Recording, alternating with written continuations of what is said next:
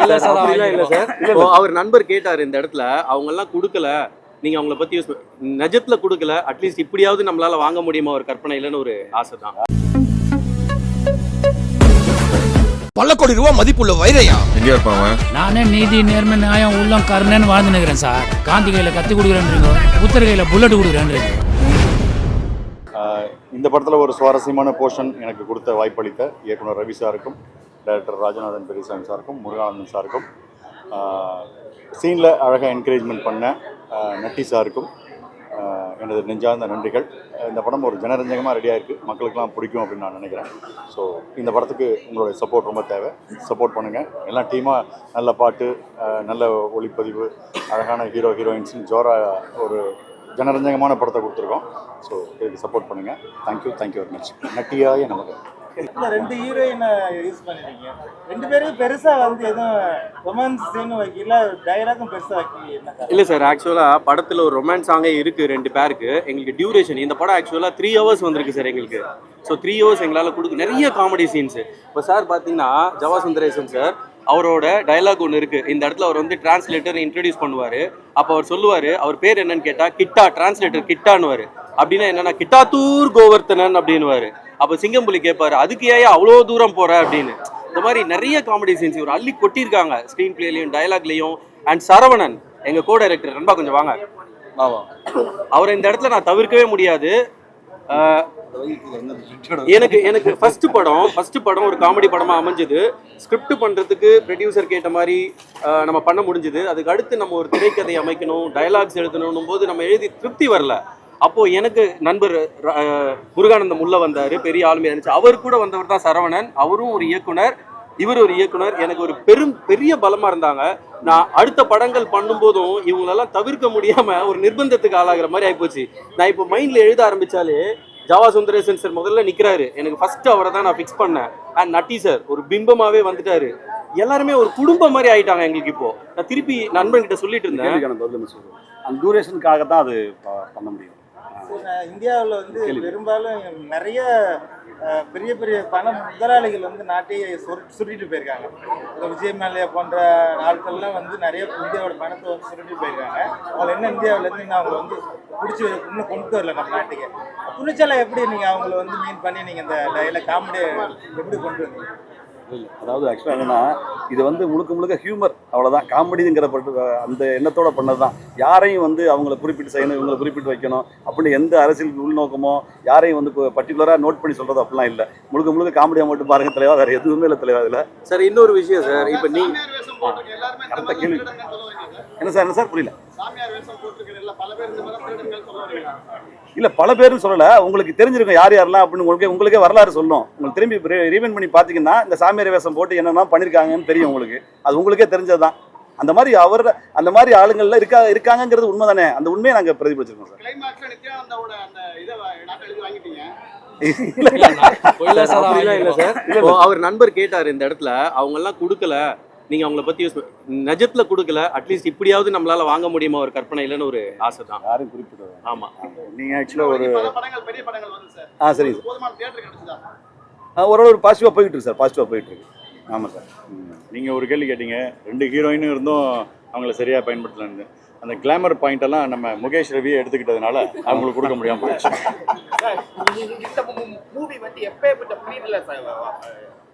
Shoot பண்ணீங்க, எப்பேற்பட்ட ப்ரீட்ல வந்து மூவி ஆச்சு? இப்பதான் ஒரு 6 மாசம் முன்னாடி ஷூட் பண்ணேன். ஸ்டோரி வைஸ் வந்து எப்பேற்பட்ட மூவில எப்பேற்பட்ட காலகட்டங்கள இருக்கு? இல்ல சார், அது வந்து காலகட்டம், அதாவது ப்ரொடியூசர் ஒரு லைன் சொல்றாங்க, எனக்கு இந்த மாதிரி கண்டென்ட் சார். இதுல ஆக்சுவலி நாங்க ஒரு ஜியோகிராஃபின்னு ஒன்னு மெயின்டைன் பண்ணல சார். ஆரம்பத்துல இருந்து ஜியோகிராஃபியை ஒன்னு மெயின்டைன் பண்ணல. உங்களை 10 வருஷம் முன்னாடி வெச்சுக்கோங்களே. இல்ல சார், 10 வருஷம் முன்னாடிலாம் இல்ல சார். என்ன செல்போன்ல வருதுல சார். இப்போ எம்எல்ஏ ஒரு சீன்ல வந்து அக்கவுண்ட் ட்ரான்ஸ்ஃபர் பண்றீங்க. அவ்வளவு பெரிய பணம் வந்து அக்கவுண்ட் ட்ரான்ஸ்ஃபர் மாத்த முடியாது. 1 லட்சம் ரூபாய்க்கு மேல போனாலே வந்து மக்கள் பாப்பாங்க, அது ஃபேக்னு நினைப்பாங்க. 1 லட்சம் ரூபாய்க்கு மேல போனாலே வந்து ஆதார் கார்டுல இருந்து பேன் கார்டுல இருந்து எல்லா டீடைலுமே வரும். நீங்க அப்படி இருக்கும்போது இல்ல சார், அது வந்து நீங்க சொல்றது நம்ம இந்தியால, அதுல வந்து அவங்க பண்றது வந்து பாத்தீங்கன்னா அப்ராட் அக்கவுண்ட், ஸ்விஸ் அக்கவுண்ட். இல்ல சார், இன்னொரு விஷயம் எடுத்துக்கிட்டீங்க சார். இன்னொரு விஷயம் சார். சார் இல்ல சார், நீங்க கேக்குறது கரெக்ட். இப்போ இப்போ நம்ம படம் பண்றோம் சார். இப்போ நிறைய விஷயங்களை நம்ம டீடைல் பண்ணிட்டே போக முடியாது இல்லைங்களா? ஒரு சில நார்மலான ஒரு டீடைல் தான் அது. ஒன்னே ஒண்ணுதான் சார், காமெடியில் நோ லாஜிக், ஒன்லி மேட்ச். அவ்வளோதான். சதுரங்க வேட்டை பார்க்குற மாதிரி இருக்கு சார் படம் பார்க்குற. Oh thank you. கதை எழுதும் போதே இந்த திருட்டு கதை கொள்ளடிக்கிற கதை தான் நட்டி தான் செட் ஆகாது சொல்லி முடிவு பண்ணிட்டீங்களா? இல்லை, நட்டி ரொம்ப பொருத்தமாக இருக்கார் அதில். என்னமோ தெரியல, நட்டி சார் வந்து ரொம்ப பொருத்தமாக இருக்காரு. உண்மையை அவர் தான் சூட் ஆவாரு அப்படின்னு நீங்க தேர்வு முடியாதுங்களா? ஆமாம் எழுதி முடிச்சதுக்கு பிறகு இதை யார் கரெக்டாக இருப்பான்னா, தமிழ்நாட்டில் இருக்கிற ஹீரோக்கள்ல நட்டி சார் தான் கரெக்டாக இருப்பாருங்கிறது எங்க எல்லாத்துக்குமே ஒத்த கருத்து அதுதான். அதாவது அடுத்த ஏமாத்துறது, திருடுறது, கொள்ளையடிக்கிறது நட்டி தான். ஆமா, சொல்றது தப்பு இல்லையா சார்? அவர் சதுரங்க வேட்டை பார்த்ததுல இருந்து அடுத்தவங்களை வந்து பேசி அதாவது மெஸ்மரிசம் மாதிரி பண்ணி அந்த காசை வந்து ஆட்டை போடுற விஷயத்துல நட்டி சாருக்கு ஈடு இல்லைங்கிற மாதிரி இருக்கு. இது அவர் பெருமையா தான் நினைக்கிறேன். எப்படி ஒரு பயங்கரமான வில்லன் வந்து நம்பியார் சார் இருப்பார், எம்ஜிஆருக்கு ஆப்போசிட்டா இருப்பாரு, அதுக்காக அவர் கெட்டவர் இல்லையா? ஆனா பயங்கரமான வில்லன்கிற நம்பியார் சாரை பார்த்தோம்ல, அந்த மாதிரி கெட்டவராவோ ஏமாத்துற விஷயமாவோ பயங்கரமான ஒரு பொய் சொல்லி ஏமாத்துற விஷயத்துல நட்டி சார் அடிச்சுக்க ஆளே இல்லாத மாதிரி தோணுது சார். சார் கான்மேன் அப்படின்னும் போது கான்மேன் அப்படின்னும் போது நீங்க வந்து சதுரங்க வேட்டையை வந்து அவாய்ட் பண்ணிட்டு வர முடியாது இல்லைங்களா? அப்படி வரும்போது அது நட்டி சாருக்கு தான் சார் ரிசம்பிள் ஆகும். ஆமா சார், ஒரு படம் வந்து ஒருத்தரை ஞாபகப்படுத்தும், ஏமாத்துறதுனா டக்கு நட்டி சாரை ஞாபகப்படுத்துது சார். இந்து அமைப்புகள் எதுவும் எதிர்ப்பு தெரிவிக்கலையா? இல்ல சார், நம்ம யாரையுமே புண்படுத்தல, யாரையுமே கஷ்டப்படுத்தல. அதாவது சும்மா அப்படி பார்த்தோமா ஜாலியா கைத்தட்டி ரசிச்சமா தான் சார். ரொம்ப ஆராய்ச்சி பண்ணி உள்ள போல சார். சென்சார் ஆக்சுவலா ஓகே. ஆமா சார், ஓகே பண்ணி. ஆமா சார், அது அவங்க தான் நம்மளுக்கு சென்சார் தானே சார் தலைமை. அவங்க சொன்னது ஓகே தான். நல்ல ஒரு காமெடி படம்னு சொன்னாங்க சார். எத்தனை தியேட்டர்ல ரிலீஸ் பண்றீங்க? அது டிஸ்ட்ரிபியூட்டருக்கு தான் சார். இல்ல ஆண்டியோட போயிட்டு இருக்கு சார். கொஞ்ச நாள் தெரியும், நமக்கு அது பங்கு இருக்கு. நிறைய கதை தத்துவம்லாம் சொல்றாரு. அது எழுதி கொடுத்ததா இல்ல அவரு நட்டியா இம்ப்ரவைஸ் பண்ணதா? இல்லை சார், நான் ஒரு 75% நான் எழுதுனது தான், 80% எழுதுனது தான். ஒரு கொஞ்சம் இம்ப்ரூவேஷன் அவருக்கு இந்த சில ஸ்லோகங்கள்லாம் சொல்கிறாரு பார்த்தீங்களா? ஸ்லோகம் அந்த புரியாத மாதிரி ஸ்லோகம் சொல்கிறாருல, அது எல்லாமே அவர் சின்ன வயசுலேருந்து படித்தது, அல்லது அவர் ஹிந்தியில் போயிட்டுலாம் வந்தார்ல, சில ஹிந்தியில் அடிச்சு விட்றாரு. அது நம்மளுக்கு புரியாதனால ஸ்லோகம் மாதிரி இருக்குது. அதை மீறி அவர் வந்து சின்ன வயசுலேருந்தே வீட்டில் வந்து இந்த பெரிய ஆன்மீக சம்பந்தமான பாடல்கள் இருக்குல்ல, அதை மனப்பாடம் பண்ணி வச்சிருக்காரு. ஆக்சுவலாக அதை அவர் சொல்ல சொன்னால் 1 hour சொல்லுவார் போல, அவ்வளவு மைண்டில் வச்சிருக்காரு. கோளாறு பதிகம்லாம் அப்படி கோளாறு பதிகம், சிலப்பதிகார மணிமேகலாம் பயங்கரமா சொல்றாரு. ஆனா அவர் சொன்னதுலேயே ஒரு ஹைலைட்டான விஷயம் வந்து சாம்சபக்ஷம் சூப்பர். டபுள் மீனிங் அர்த்தத்துக்குலாம் எழுதிருக்கீங்க சார், அதெல்லாம் சொல்லிக்கிறாங்க மோஸ்ட்லி. ஆமா சார், சொல்லிட்டீங்களா? ஆமா சார்.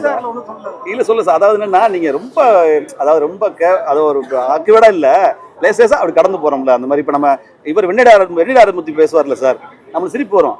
வி.கே. ராமசாமி செய்வாரு. வி.கே. ராமசாமி வந்து பேப்பர் படிச்சுட்டு இருப்பாரு, ஒரு அம்மா கூட்டிட்டு இருப்பாங்க, அதை பார்ப்பாரு. ஆனா நம்ம அதை சேர்ந்து சிரிப்போம். வி.கே. ராமசாமி பார்த்தா சிரிப்போம், அதே பிரகாஷ்ராஜ் பார்த்தா வந்து நம்மளுக்கு கோவம் வரும் பிரகாஷ்ராஜ் மேல. ஆனா ஏன் வி.கே. ராமசாமி சார் மேல கோவம் வர மாட்டேங்குது? அதே தான் அவரும் பண்றாரு.